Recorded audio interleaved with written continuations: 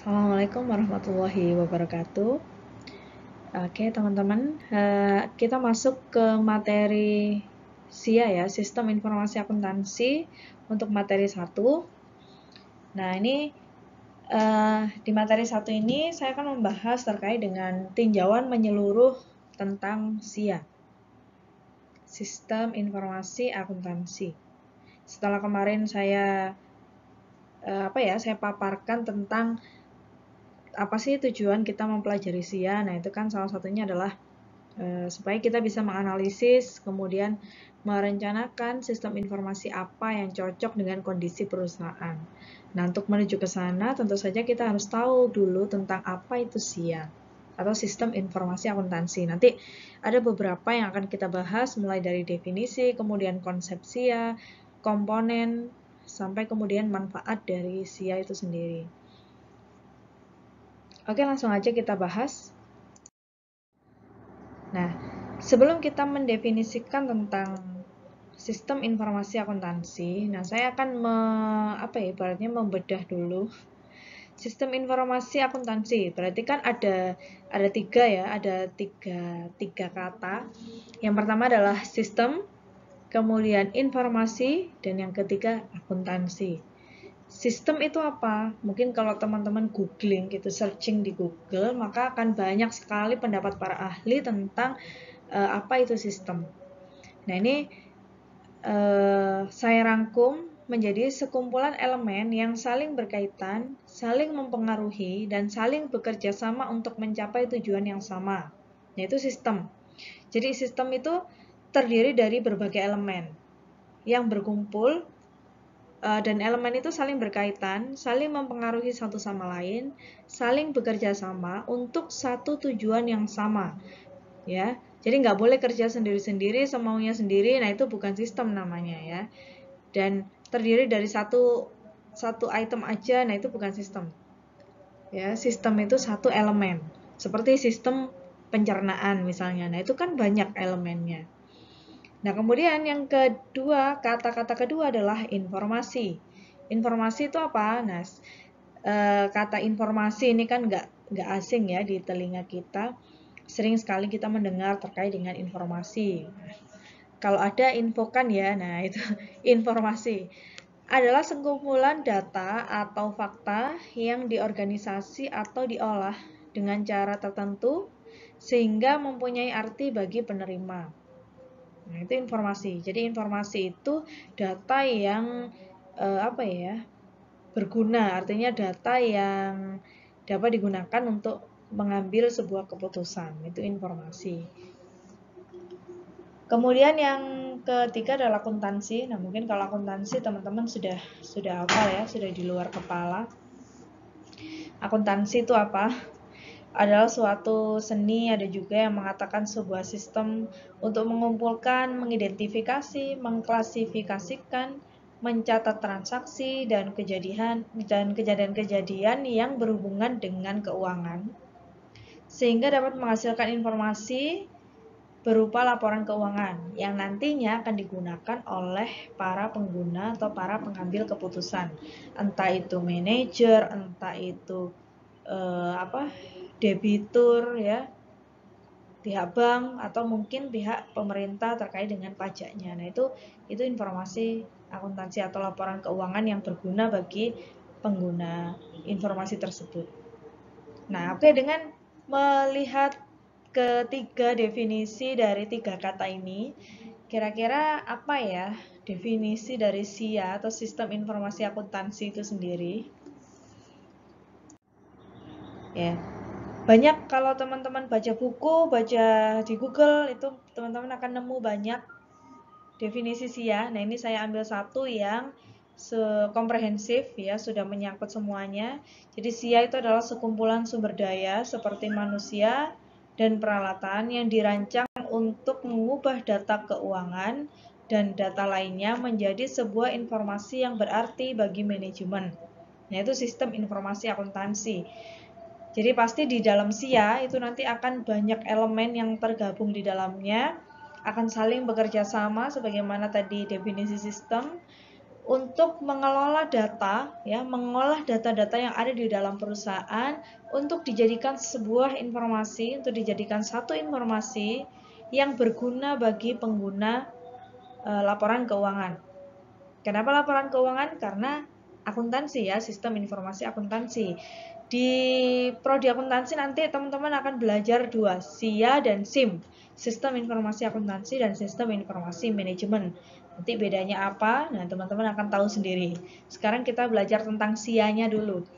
Jadi SIA itu adalah sekumpulan sumber daya, sekumpulan elemen-elemen. Elemen-elemen itu terdiri dari manusia, peralatan, atau sumber daya lainnya yang dirancang untuk mengubah data keuangan, ya, data keuangan, karena ini akuntansi, jadi datanya pasti keuangan, data keuangan dan data lainnya menjadi sebuah informasi yang berarti bagi pengguna. Jadi informasinya itu nanti berupa laporan keuangan salah satunya dan data-data lainnya. Nah, konsep SIA, sistem ini hampir selalu terdiri dari beberapa subsistem kecil yang masing-masing melakukan fungsi khusus yang penting untuk dan mendukung bagi sistem yang lebih besar. Contohnya adalah sistem akademik yang teman-teman gunakan saat ini, ya, teman-teman nikmati saat ini. Sistem akademik itu kan terdiri dari subsistem kecil, terdiri dari input KRS, kemudian di dalamnya ada lagi input nilai bagi dosen, kemudian ada sistem pembayaran, ada sistem perpustakaan, dan sistem pembelajaran. Nah, ini jadi sistem besarnya adalah sistem akademik. Subsistemnya ada ini, KRS, nilai, pembayaran, perpustakaan, pembelajaran, dan lain sebagainya yang terkait dengan keperluan akademik, termasuk input absensi atau kehadiran. Kemudian contoh berikutnya apa ya? Akuntansi coba ya, sistem akuntansi. Kalau sistem akuntansi, subsistemnya apa? Ada sistem penjualan atau pendapatan. Kalau penjualan itu kan istilah untuk perusahaan dagang, kemudian pendapatan istilah untuk perusahaan jasa. Lalu ada sistem pengeluaran kas, ada juga perusahaan yang menyendirikan antara sistem pengeluaran kas dan pemasukan kas. Kemudian ada sistem penggajian, ada sistem pembelian barang, dan sistem pengeluaran barang. Nah, ini kalau di akuntansi. Jadi, sistem gedenya namanya sistem akuntansi. Sistem akuntansi terdiri dari subsistem kecil-kecil berupa sistem penjualan dan seterusnya. Kemudian di dalam SIA itu tentu saja terdiri dari komponen-komponen, ya, yang membentuk sistem informasi akuntansi itu. Nah, apa saja komponennya? Yang pertama tentu saja harus ada user, harus ada pengguna, harus ada yang mengoperasionalkan sistem itu. Jadi pengguna ini bisa operator, bisa juga pengambil keputusan. Nah, ini user, pengguna. Kemudian ada prosedur yang mengatur kerja dari sistem itu. Katakanlah subsistem penjualan atau ya subsistem penjualan barang gitu ya. Prosedurnya apa? Mulai dari pemesanan barang, terus kemudian dibuatkan kartu pesanan, kemudian barang di packing gitu ya, mungkin di packing sesuai dengan pesanan, dikeluarkan dari gudang lalu dikirim ke pembeli. Nah, itu prosedur namanya. Jadi di SIA itu harus ada prosedurnya. Kemudian yang ketiga adalah data, karena ini tadi ya, SIA itu kan sebuah sistem yang akan mengolah data menjadi informasi. Nah, maka tentu saja harus ada datanya. Bisa data keuangan dan non keuangan lainnya. Tapi kalau di akuntansi biasanya sih yang sering kali diolah adalah data-data keuangan. Kemudian ada perangkat lunak yang digunakan untuk mengolah data tersebut. Ya, entah itu Excel atau bisa pakai Zahir atau bisa pakai Accurate atau bisa pakai Mayop, itu yang digunakan untuk perangkat lunak. Ini alat ya, alat yang digunakan untuk mengolah data. Kemudian kalau ada perangkat lunak berarti harus ada infrastruktur teknologi informasi. Entah itu berupa komputer ya, personal komputer, bisa berupa laptop atau mungkin mesin scan barcode. Nah, itu kan juga infrastruktur teknologi dan lain sebagainya. Nah, Dan yang terakhir adalah sistem pengendalian internal. Jadi SIA itu bisa berjalan dengan baik, bisa berjalan dengan sesuai kemauan perusahaan jika ada SPI-nya, sistem pengendalian internal. Jadi ada controllingnya, apakah SIA ini sudah berjalan sesuai dengan kemauan manajemen, apakah sesuai dengan standar perusahaan. Nah, ini harus ada sistem pengendalian internalnya. Nah, komponen SIA ini yang terdiri dari berapa nih? 1, 2, 3, 4, 5, 6. Jadi 6 komponen ini harus ada dan harus bekerja sama ya, saling mempengaruhi, saling membantu untuk mencapai satu tujuan, yaitu menghasilkan informasi yang berguna bagi manajemen. Jadi nggak boleh ini 6 ini hanya disediakan 3 gitu, nggak bisa. Jadi harus ke-6-6-nya ini tersedia untuk menunjang atau untuk memastikan bahwa SIA itu menghasilkan sesuai dengan tujuan perusahaan. Jadi menghasilkan informasi sesuai dengan tujuan perusahaan. Nah, berikutnya manfaat SIA. Jadi kenapa sih di dalam sebuah perusahaan itu SIA itu harus ada, sistem informasi akuntansi ini harus ada, tidak boleh ditawar ya. Jadi ada 2 manfaat utama terkait dengan adanya SIA ini. Yang pertama adalah menyediakan pengendalian yang memadai untuk menjaga aset perusahaan. Aset perusahaan itu ya kalau di neraca sih berupa kas, persediaan gitu ya. Tapi data keuangan atau informasi keuangan ini juga merupakan aset perusahaan yang harus dijaga. Untuk itu SIA ini sangat dibutuhkan karena kan tujuannya dia adalah untuk mengolah data menjadi informasi ya.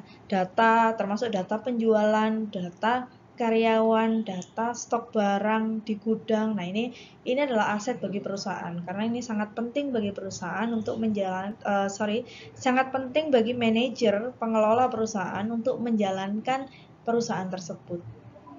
Nah, ini jadi SIA itu sangat penting. Makanya nanti kalau teman-teman buka perusahaan sendiri ya, bikin PT sendiri, maka pastikan SIA-nya ada.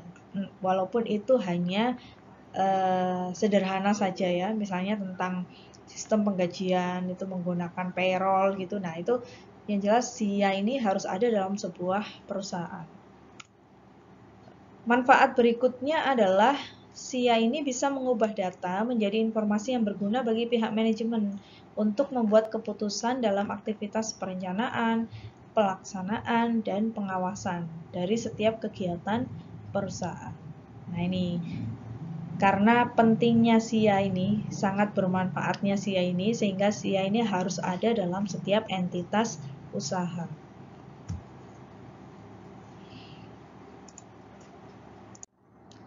Oke, itu untuk overview dari SIA, jadi konsep dasar SIA. Nanti silakan teman-teman baca lagi referensi yang akan saya bagikan di Google Classroom.